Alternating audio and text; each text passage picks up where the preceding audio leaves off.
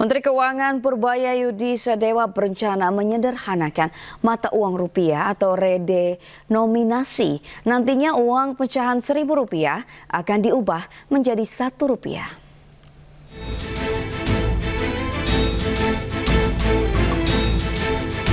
Menteri Keuangan Purbayayudi Sadewa berencana menyederhanakan mata uang rupiah atau yang dikenal dengan kebijakan mengubah Rp1.000 menjadi Rp1.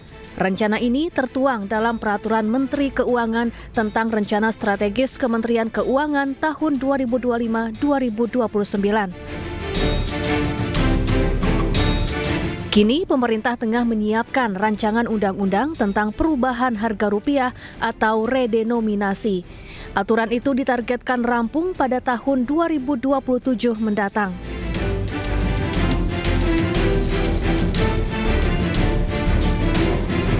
Redenominasi adalah pemangkasan atau penyederhanaan nilai mata uang tanpa memengaruhi nilai tukarnya yang dilakukan saat kondisi ekonomi sedang stabil atau sehat.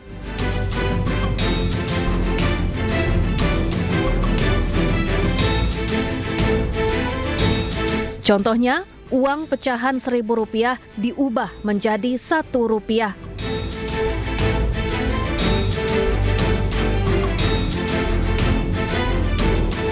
Adapun tujuan redenominasi adalah untuk efisiensi perekonomian nasional, menjaga stabilitas nilai rupiah agar daya beli masyarakat terjaga, dan meningkatkan kredibilitas mata uang rupiah di mata dunia.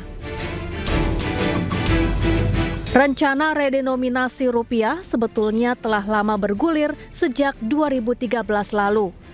Rencananya 3 angka 0 dalam mata uang rupiah akan dihilangkan. Tim Liputan iNews melaporkan. Masih di iNews Siang bersama saya, Sabrina Sila. Pemirsa, Bupati Ponorogo Sugiri Sancoko tiba di Gedung Merah Putih KPK Jakarta Selatan pada pagi tadi. Sugiri akan menjalani pemeriksaan lebih lanjut usai terjaring operasi tangkap tangan. Sugiri Sancoko, Bupati Ponorogo tiba di Gedung Merah Putih KPK sekira pukul 8.10 waktu Indonesia Barat. Sugiri tiba di KPK bersama 5 orang lainnya yang juga tertangkap dalam operasi senyap KPK langsung digiring ke ruang pemeriksaan.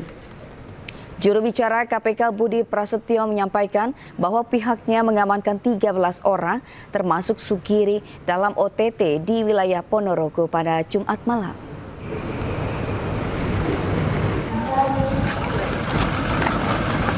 Komisi Pemberantasan Korupsi melakukan operasi tangkap tangan terhadap Bupati Ponorogo Sugiri Sancoko di rumah dinas Jalan Alun-Alun Utara Ponorogo Jumat sore. OTT dilakukan terkait dugaan suap bernilai miliaran rupiah dalam mutasi jabatan Direktur RSUD Harjono Ponorogo.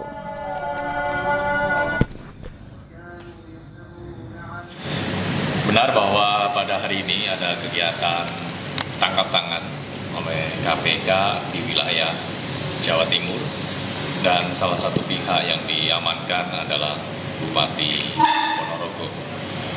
Terkait siapa saja yang diamankan, jumlahnya berapa, kemudian terkait dengan perkara apa, nanti kami akan update secara berkala. Karena saat ini tim. Sementara itu, Jaksa Agung ST Burhanuddin menyampaikan tantangan yang harus dihadapi di tengah banyaknya kasus korupsi di Indonesia. Salah satunya yakni jaksa harus pintar dan berintegritas. Berikut cuplikan wawancara khusus rekan kami, Reni Arumsari dengan Jaksa Agung.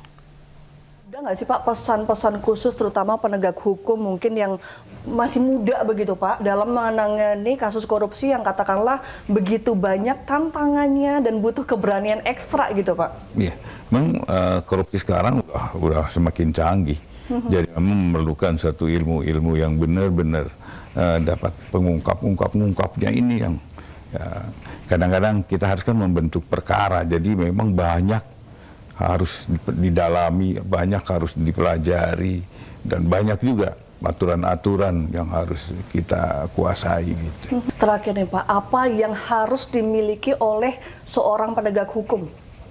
integritas. Integritas yang Dan pertama. selalu saya katakan dengan teman saya, butuh jaksa pinter,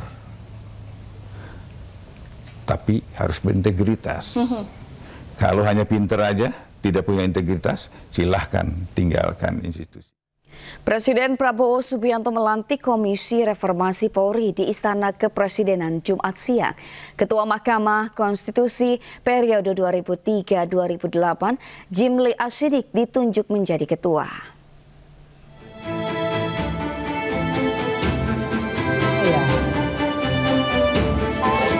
Presiden Prabowo Subianto melantik Komisi Percepatan Reformasi Polri di Istana Kepresidenan Jumat siang.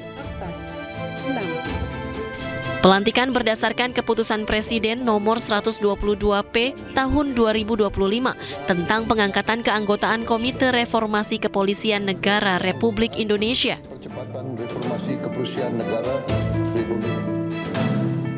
Ketua Mahkamah Konstitusi periode 2003 hingga 2008, Jimli Asyidik, ditunjuk menjadi Ketua Komisi Percepatan Reformasi Polri.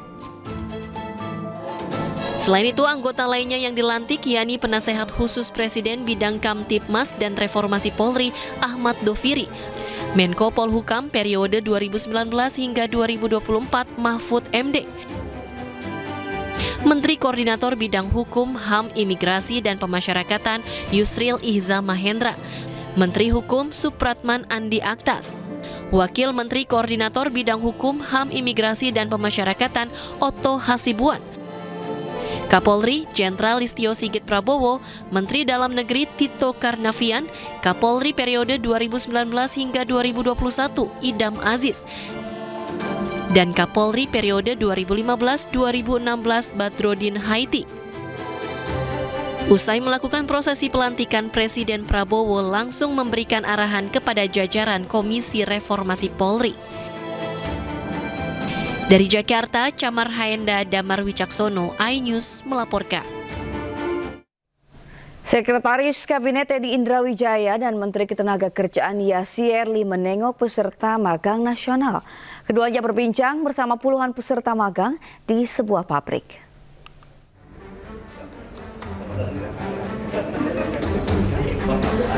Seskap dan Menaker mengunjungi perusahaan manufaktur asal Jepang di Kabupaten Bekasi, Jawa Barat.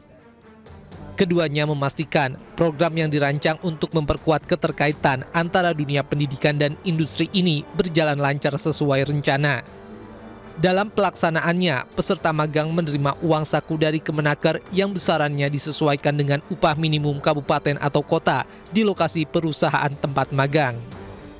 Dari banyak sekali perusahaan. Nah, ini adalah salah bentuk keinginan Bapak Presiden bagaimana caranya mahasiswa-mahasiswa yang baru lulus itu dapat pengalaman bekerja, dan kita melalui Menaker memberikan pengalaman tersebut dalam program magang nasional yang mana di batch pertama bulan lalu 20.000, nanti November ini sudah dibuka dan tanggal 24 November akan 80.000 itu akan masuk di gelombang 2 untuk bekerja di seluruh Indonesia.